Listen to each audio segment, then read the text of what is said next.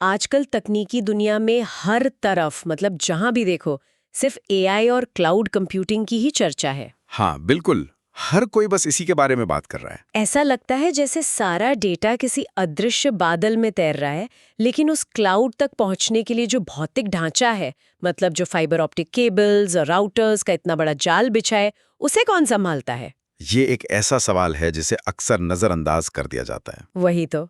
आज की इस गहन चर्चा में हमारे पास जो स्रोत सामग्री है वो इसी अदृश्य फाउंडेशन पर प्रकाश डालती है। हमारे पास है mastering the network, a comprehensive Cisco CCNA guide. जो कि नेटवर्किंग की दुनिया में एक तरह से बाइबल मानी जाती है। एकदम सही कहा आपने। आज का हमारा मिशन बहुत ही स्पष्ट है। हमें नेटवर्किंग की दुनिया के सबसे प्रसिद्ध और आधारभूत प्रमाण पत्रों में से एक यानी सिस्को सीएसएनए के हर एक पहलू को डिकोड करना है। और ये डिकोड करना आज के समय में और भी ज्यादा जरूरी हो गया है। बिल्कुल, मैं तो खुद बहुत उत्सुक हूँ, क्योंकि आज के इस तेजी से बदलते तकनीकी परिदृश्य में सही जानकारी और प्रमाणन होना कितना जरूरी है, ये हम सब जानते हैं।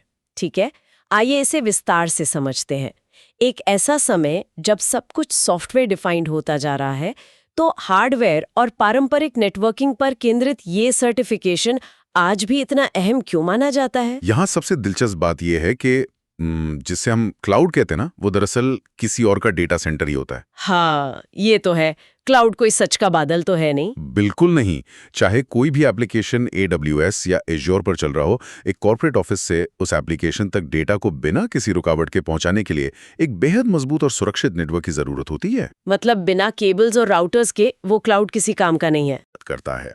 स्रोत सामग्री स्पष्ट करती है कि ये आईटी और नेटवर्किंग के क्षेत्र में एक मजबूत करियर बनाने की पहली और सबसे महत्वपूर्ण सीढ़ी है। तो ये सिर्फ एक परीक्षा पास करने तक सीमित नहीं है? बिल्कुल नहीं। ये TCP/IP मॉडल और डेटा प्रवाह के बुनियादी सिद्धांतों को इतनी गहराई से समझने का अवसर है कि कोई भी आईटी पेशेवर किसी भी वेंडर के उपकरणों पर काम कर सके। लेकिन मेरे दिमाग में एक सवाल आ रहा है, आजकल जब सब कुछ ऑटोमेट हो रहा है, मशीनें खुद काम कर रही हैं, तो क्या एक एंट्री लेवल सर्टिफिकेशन सच में किसी के करियर को इतनी बड़ी उड़ान दे सकता है? देखिए, ये सवाल बहुत लोग पूछते हैं। स्रोत में इसके 4 मुख्य फायदों का जिक्र किया गया है: इंडस्ट्री की मान्यता, कैरियर में उन्नति, कौशल में वृद्धि और कमाई की क्षमता। तो आखिर इस सब का मतलब क्या है? क्या उद्योग वास्तव में CCNA सर्टिफाइड पेशेवरों को इतनी तवज्जो देता है, या ये सिर्फ सिस्को की कोई मार्केटिंग रणनीति है? ये एक बहुत ही जायज संदेह है, लेकिन अगर हम उद्योग के नजरिए से देखें तो ये सर्टिफिकेशन हायरिंग के समय एक बहुत बड़े फिल्टर का काम करता है। फिल्टर? हम्म, मतलब भीड़ से अलग करने के लिए? हाँ। इंडस्ट्री की मान्यता का मतलब सिर्फ एक बैज हासिल करना या रेज्यूमे चमकाना नहीं है।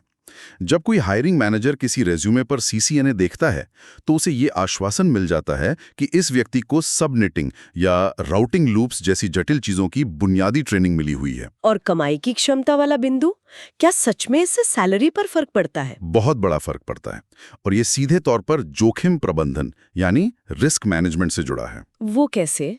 मान लीजिए एक गलत नेटवर्क कॉन्फ़िगरेशन हो गया, वो किसी भी ई-कॉमर्स वेबसाइट या कॉर्पोरेट नेटवर्क को घंटों तक ठप कर सकता है। इससे कंपनी को लाखों का नुकसान हो सकता है। ओहो, ये तो बहुत बड़ा रिस्क है। बिल्कुल। इसलिए कंपनियां उन प्रमाणित पेशेवरों को अधिक वेतन देने में संकोच नहीं करती जो इस तरह के डाउनटाइम को रोक सकते हैं। ये जोखिम वाली बात आपने बिल्कुल सटीक कही। नेटवर्क का डाउनटाइम किसी भी व्यवसाय के लिए एक दुस्वप्न जैसा होता है। मुझे लगता है कौशल में वृद्धि और करियर में उन्नति भी इसी से जुड़े हैं। हाँ, क्योंकि जो पेशेवर नेटवर्क को सुचारू रूप से चला सकता है, वो स्वाभाविक रूप से सिस्टम एडमिनिस्ट्रेटर या नेटवर्क इंजीनियर की भूमिकाओं में तेजी से आगे बढ़ता है। ये काफी लॉजिकल है। चलिए, अब इस चर्चा के सबसे महत्वपूर्ण हिस्से की ओर बढ़ते हैं, यानी परीक्षा का तकनीकी सिलेबस। स्रोत सामग्री में विषयों की एक काफी विस्तृत सूची दी गई है। और ये सूची काफी डराने वाली भी लग सकती है शुरुआत में। हाँ, सिलेबस देखकर तो ऐसा ही लगता है। शुरुआत नेटवर्क फंडामेंटल्स से होती है, जिसमें IP एड्रेसिंग और सबनेटिंग शामिल है। अब IT पृष्ठभूमि वाले लोग अक्सर मानते हैं कि उन्हें IP एड्रेसिंग आती है, तो ये हिस्सा इतना खास क्यों है? क्योंकि सिर्फ बुनियादी जानकारी होने और उसे असल दुनिया में बड़े पैमाने पर लागू करने में बहुत बड़ा अंतर होता है। अच्छा, मतलब थ्योरी और प्रैक्टिकल का फर्क। बिल्कुल। नेटवर्क्स में ब्रॉडकास्ट स्टॉर्म एक बहुत बड़ी समस्या बन सकती है। जब एक नेटवर्क में बहुत सारे उपकरण एक साथ बात करने की कोशिश करते हैं तो पूरा का पूरा नेटवर्क धीमा हो सकता है। तो सबनेटिंग इसमें कैसे मदद करती है? सबनेटिंग केवल आईपी एड्रेस को बांटने का कोई गणित का फॉर्मूला नहीं है। ये एक बड़े अव्यवस्थित नेटवर्क को छोटे, प्रबंधनीय और सुरक्षित ब्रॉडकास्ट डोमेन में विभाजित करने की एक कला है। मतलब एक बड़े ट्रैफिक जैम को छोटे-छोटे और साफ रास्तों में बांट देना। बिल्कुल सटीक उदाहरण। स्रोत सामग्री जोर देती है कि अगर किसी पेशेवर की सबनेटिंग पर मजबूत पकड़ नहीं है तो वो कभी भी एक स्केलेबल नेटवर्क डिजाइन नहीं कर सकता। ये ब्रॉडकास्ट डोमेन वाला पहलू इसे एक नया परिप्रेक्ष्य देता है। इसके बाद सिलेबस लैन स्विचिंग तकनीकों की ओर बढ़ता है। इसमें वीलैन और स्पैनिंग ट्री प्रोटोकॉल, जिसे एसटीपी भी कहते हैं, उसका कॉन्फ़िगरेशन शामिल है। हाँ, और एसटीपी एक ऐसा विषय है जो अक्सर नए नेटवर्क इंजीनियरों के पसीने छुड़ा देता है। मैंने भी सुना है कि ये काफी उलझाने वाला होता है, तो इसकी इतनी प्रासंगिकता क्यों है? इसे ऐसे समझिए, कॉर्पोरेट नेटवर्क में हमेशा बैकअप लिंक बनाए जाते हैं ताकि अगर गलती से एक केबल कट जाए तो नेटवर्क चलता रहे। हाँ, रिडंडेंसी बहुत जरूरी है। लेकिन ईथरनेट के लेयर 2 में एक खामी होती है।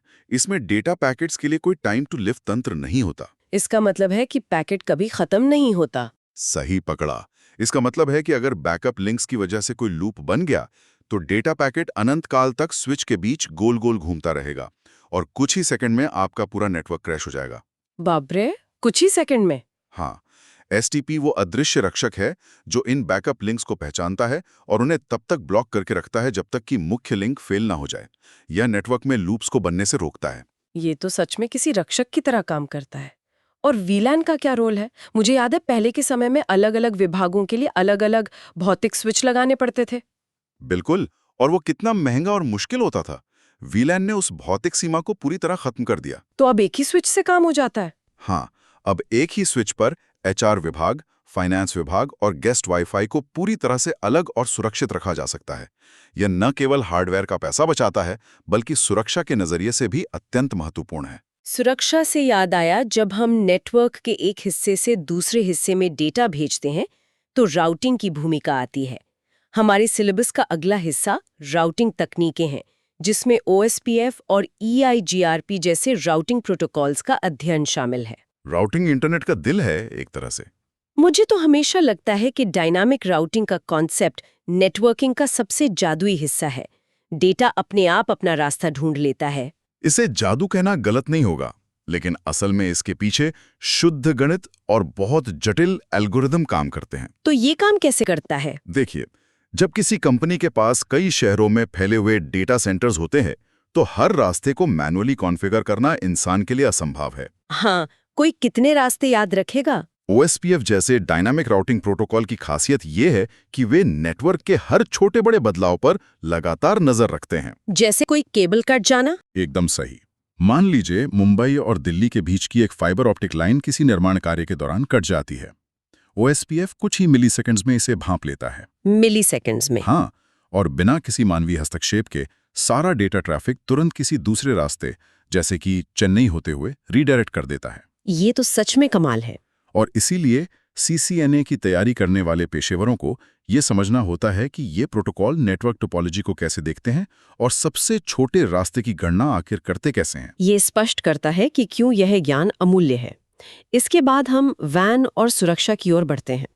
पिछले कुछ वर्षों में रिमोट वर्क यानी घर से काम करने का जो चलन बढ़ा है, उसने कॉर्पोरेट नेटवर्क की सीमाओं को तो पूरी तरह से धुंधला कर दिया है। बिल्कुल, अब कोई फिक्स बाउंड्री नहीं बची है। स्रोत सामग्री में वीपीएन और नेटवर्क सुरक्षा बुनियादी बातों पर बहुत जोर दिया गया है। ये नेटवर्किंग में एक बहुत बड़ा प्रतिमान बदलाव है, जिसे हम पैराडाइम शिफ्ट कहते हैं। पहले तो सुरक्षा काफी सीधी हुआ करती थी, है ना? हाँ, पहले नेटवर्क सुरक्षा का मतलब सिर्फ ऑफिस के बाहरी दरवाजे पर एक फायरवॉल लगा देना होता था, बस अंदर सब सुरक्षित। लेकिन अब तो ऐसा नहीं है। बिल्कुल नहीं। अब जब कर्मचारी दुनिया के किसी भी कोने से, किसी भी वाईफाई से ऑफिस के सर्वर को एक्सेस कर रहे हैं, तो वो बाहरी दरवाजा अब हर जगह मौजूद है। तो स्रोत सामग्री इस नई चुनौती से कैसे निपटती है? स्रोत सामग्री में इस बात पर बहुत जोर दिया गया है कि सीसीएनए ने अपने सिलेबस को आधुनिक सुरक्षा चुनौतियों के अनुसार पूरी तरह अपडेट किया है। इसमें क्या क्या शामिल किया गया है? इसमें साइड टू साइड वीपीएन और रिमोट एक्सेस वीपीएन शामिल हैं, जो सार्वजनिक इंटरनेट के ऊपर एक बहुत ही सुरक्षित एन्क्रिप्टेड सुरंग बनाते हैं ताकि डेटा बीच में कोई चुरा ना सके। बिल्कुल। इसके अलावा उपकरणों पर पासवर्ड सुरक्षा, एक्सेस कंट्रोल लिस्ट और पोर्ट सिक्योरिटी जैसे विषय अब केवल सुरक्षा विशेषज्ञों का काम नहीं रहे। मतलब हर नेटवर्क इंजीनियर को ये आना ही चाहिए। हाँ, ये हर नेटवर्क एडमिनिस्ट्रेटर की बुनियादी जिम्मेदारी बन गई है। ये बहुत ही तर्कसंगत है कि सुरक्षा को नेटवर्क के हर स्तर पर बुना जाना चाहिए। अब आईपी सेवाओं पर आते हैं, जिसमें DHCP, NAT और DNS शामिल हैं। ये वो सेवाएं हैं जिन्हें लोग अक्सर ग्रांटेड ले लेते हैं। हाँ, क्योंकि ये सब बैकग्राउंड में चुपचाप काम करते रहते हैं। वैसे NAT का इतिहास तो अपने आप में बहुत दिलचस्प है ना? ये तो एक अस्थायी समाधान के रूप में शुरू हुआ था। ये नेटवर्किंग के इतिहास का सच में एक बहुत ही रोचक पहलू है। जब इंटरनेट का विकास हो रहा था, तब किसी ने सपने में भी नहीं सोचा था कि IP वर्जन 4 के 4.3 बिलियन एड्रेस कभी खत्म हो जाएंगे। 4 अरब से ज्यादा एड्रेस। किसी को लगा होगा कि ये तो बहुत है। लेकिन जब स्मार्टफोन आए और एड्रेस खत्म होने लगे, तो NAT को एक बैंडेड समाधान के रूप में लाया गया। एक तरह से जुगाड़ था ये। तो ये काम कैसे करता है? इसका काम एक पूरे कॉर्पोरेट नेटवर्क के हजारों निजी IP एड्रेस को सिर्फ एक या कुछ सार्वजनिक IP एड्रेस के पीछे छिपाना था। लेकिन ये जुगाड़ तो परमानेंट हो गया। हाँ, ये इतना सफल रहा कि आज भी ये व्यापक रूप से इस्तेमाल होता है। ये न केवल IP एड्रेस बचाता है, बल्कि ये बाहरी दुनिया से आंतरिक नेटवर्क की संरचना को भी पूरी तरह से छिपाता है, जिससे नेटवर्क को एक अतिरिक्त सुरक्षा परत मिल जाती है। बिल्कुल। और एक CCNA उम्मीदवार को यह पता होना चाहिए कि डेटा पैकेट जब राउटर से गुजरता है, तो NAT उसके हेडर को असल में बदलता कैसे है। यहाँ ये विषय बहुत ही रोचक हो जाता है, क्योंकि स्रोत सामग्री जिस आखिरी सिलेबस टॉपिक का जिक्र करती है, वो पारंपरिक नेटवर्किंग को पूरी तरह से चुनौती देता है। आप नेटवर्क ऑटोमेशन की बात कर रही हैं ना? बिल्कुल, वो है नेटवर्क ऑटोमेशन और प्रोग्रामेबिलिटी। इसमें REST API, JSON और कॉन्फ़िगरेशन मैनेजमेंट टूल्स की चर्चा की गई है। ये सच में एक बहुत बड़ा बदलाव है। कुछ साल पहले तक तो सिस्को सर्टिफिकेशन का मतलब सिर्फ कमांड लाइन इंटरफेस पर काली स्क्रीन और सफेद टेक्स्ट टाइप करना होता था। अब APIs और कोड की बात हो रही है। क्या पारंपरिक नेटवर्किंग बदल रही है? हाँ, अगर हम इसे व्यापक नजरिए से देखें, तो ये नेटवर्किंग उद्योग में पिछले 2 दशकों का सबसे बड़ा बदलाव है। इसे इंडस्ट्री में नेटवर्क एज कोड कहा जाता है। नेटवर्क एज कोड, ये सुनने में ही बहुत एडवांस लगता है। जरा सोचिए, अगर किसी इंजीनियर को 500 राउटर्स पर एक नया सुरक्षा नियम लागू करना हो, तो CLI के जरिए एक राउटर में लॉगिन करना और कमांड टाइप करना, वो तो बेहद उबाऊ और गलतियों से भरा काम होगा। बिल्कुल। एक छोटी सी टाइपिंग मिस्टेक और पूरा नेटवर्क डाउन। यहीं पर ऑटोमेशन आता है। तो इसमें API कैसे मदद करते हैं? REST API और पाइथन जैसी स्क्रिप्टिंग भाषाओं का उपयोग करके वही काम एक क्लिक में और बिना किसी इंसानी गलती के कुछ ही सेकंड में किया जा सकता है। ये तो कमाल की एफिशिएंसी है। सिस्को ने इसे CCNA में शामिल करके ये स्पष्ट कर दिया है कि भविष्य के नेटवर्क इंजीनियरों को सिर्फ प्रोटोकॉल ही नहीं, बल्कि सॉफ्टवेयर के बुनियादी सिद्धांतों को भी समझना ही होगा। मतलब अब सिर्फ केबल जोड़ने से काम नहीं चलेगा? बिल्कुल नहीं। JSON जैसे डेटा फॉर्मेट्स को पढ़ना अब उतना ही जरूरी है जितना कि राउटिंग टेबल को पढ़ना। ये वाकई में इस सर्टिफिकेशन की गंभीरता और इसके लेवल को बढ़ाता है। सिलेबस को डिकोड करने के बाद स्रोत सामग्री एक सफलता का रोड मैप भी प्रदान करती है। आखिर इतनी विशाल जानकारी को कोई कैसे आत्मसात कर सकता है? तैयारी का तरीका बहुत मायने रखता है इसमें। अध्ययन सामग्री के मोर्चे पर आधिकारिक सिस्को स्टडी गाइड्स का उल्लेख है। इसके अलावा उडेमी, कोर्सेरा और सिस्को के अपने लर्निंग प्लेटफॉर्म पर उपलब्ध ऑनलाइन कोर्सेज की भी सिफारिश की गई है। ये सब चीजें बुनियादी समझ बनाने के लिए बेहतरीन हैं। लेकिन मेरा सवाल ये है कि क्या सिर्फ वीडियो देखने और किताबें पढ़ने से इस तरह की कठिन परीक्षा पास की जा सकती है? देखिए, सैद्धांतिक ज्ञान आवश्यक है, इसमें कोई शक नहीं, लेकिन इस विशेष क्षेत्र में केवल वीडियो देखना क्षमता का भ्रम पैदा कर सकता है। क्षमता का भ्रम मतलब आपको लगता है कि आपको आता है पर असल में नहीं आता। बिल्कुल। जब कोई अनुभवी प्रशिक्षक वीडियो में कॉन्फ़िगरेशन करता है तो वो बहुत आसान और स्मूथ लगता है। हाँ, क्योंकि वो सालों से वो काम कर रहे हैं। असली चुनौती तब शुरू होती है जब कोई पेशेवर खुद कीबोर्ड पर बैठता है, कमांड टाइप करता है और राउटर एक अजीब सा एरर दे देता है, और तब समझ नहीं आता कि क्या करें। इसीलिए स्रोत सामग्री व्यावहारिक अनुभव यानी हैंड्स ऑन एक्सपीरियंस को सफलता की कुंजी मानती है। बिना तोड़े और फिर से जोड़े नेटवर्किंग कभी नहीं सीखी जा सकती। लेकिन हर IT पेशेवर या छात्र के लिए अपने घर में महंगे सिस्को राउटर्स और स्विच का पूरा रैक लगाना तो व्यावहारिक नहीं है ना। इसका क्या समाधान है? इसके लिए नेटवर्क सिमुलेशन और इम्यूलेशन टूल्स का उपयोग किया जाता है। जैसे कि कौन से टूल्स? सिस्को का अपना पैकेट ट्रेसर एक बेहतरीन और मुफ्त टूल है जो शुरुआती लोगों के लिए एक बहुत अच्छा आभासी वातावरण प्रदान करता है। इसमें क्या कर सकते हैं? इसमें आप स्क्रीन पर राउटर्स को ड्रैग एंड ड्रॉप करके केबल से जोड़ सकते हैं और कमांड्स का अभ्यास कर सकते हैं, बिल्कुल असली की तरह। और अगर किसी को और एडवांस्ड प्रैक्टिस करनी हो तो? थोड़ा और उन्नत स्तर पर जाने के लिए GNS3 या सिस्को CML जैसे टूल हैं। ये टूल्स वास्तविक सिस्को iOS इमेज को रन करते हैं। मतलब ये सिर्फ सिमुलेशन नहीं, असली ऑपरेटिंग सिस्टम चलाते हैं? बिल्कुल। इन टूल्स का उपयोग करके कोई भी अपने लैपटॉप पर एक पूरा का पूरा कॉर्पोरेट नेटवर्क डिजाइन कर सकता है, उसे कॉन्फ़िगर कर सकता है और खुद गलतियां करके सीख सकता है। सबसे महत्वपूर्ण बात वही है, उसमें जानबूझकर समस्याएं पैदा करके उन्हें ट्रबल शूट करना सीखना। ट्रबल शूटिंग ही तो असली परीक्षा है, और ये बात परीक्षा के प्रारूप पर भी लागू होती है। स्रोत के अनुसार वर्तमान परीक्षा का कोड 200-301 CCNA है। और ये कोई आसान परीक्षा नहीं है। हाँ, ये 120 मिनट की एक बहुत ही गहन परीक्षा है। और दिलचस्प बात यह है कि इसमें सिर्फ बहुविकल्पीय प्रश्न नहीं होते, बल्कि ड्रैग एंड ड्रॉप और सिमुलेशन प्रश्न भी होते हैं। और यहीं पर वो व्यवहारिक अनुभव काम आता है जिसके बारे में हम अभी बात कर रहे थे। परीक्षा में सिमुलेशन प्रश्न कैसे होते हैं? परीक्षा में ऐसे प्रश्न आ सकते हैं जहां एक स्क्रीन पर नेटवर्क का नक्शा होगा और बताया जाएगा कि कुछ उपकरण आपस में बात नहीं कर पा रहे हैं। तो उम्मीदवार को क्या करना होगा? उम्मीदवार को वर्चुअल रूप से उस राउटर के कंसोल में जाना होगा, सही शो कमांड्स चलाकर समस्या का पता लगाना होगा और फिर उसे ठीक भी करना होगा। बिल्कुल, कॉन्फ़िगरेशन बदलकर उसे चालू करना होगा। ये केवल याददाश्त का परीक्षण नहीं है। तो ये किस चीज का परीक्षण है? ये मसल मेमोरी और दबाव में काम करने की क्षमता का परीक्षण है। 120 मिनट में लगभग 100 प्रश्न हल करना और बीच-बीच में सिमुलेशन को सुलझाना, ये समय प्रबंधन की एक बहुत बड़ी चुनौती होती है। इस बात में कोई शक नहीं कि ये सर्टिफिकेशन IT उद्योग में इतना सम्मानित क्यों है। इसे कोई भी रट्टा मारकर या शॉर्टकट लेकर पास नहीं कर सकता। बिल्कुल नहीं, इसके लिए असली मेहनत चाहिए। अब एक बहुत ही महत्वपूर्ण सवाल जो स्रोत सामग्री के अंत में उभरता है, प्रमाणन के बाद क्या? मान लीजिए किसी ने महीनों की कड़ी मेहनत की, लैब में रातों की नींदें कुर्बान की और ये CCNA की परीक्षा पास कर ली, जो कि एक बहुत बड़ी उपलब्धि है। क्या एक नेटवर्क इंजीनियर का सफर यहीं अपनी मंजिल पर पहुंच जाता है? हरगिज नहीं।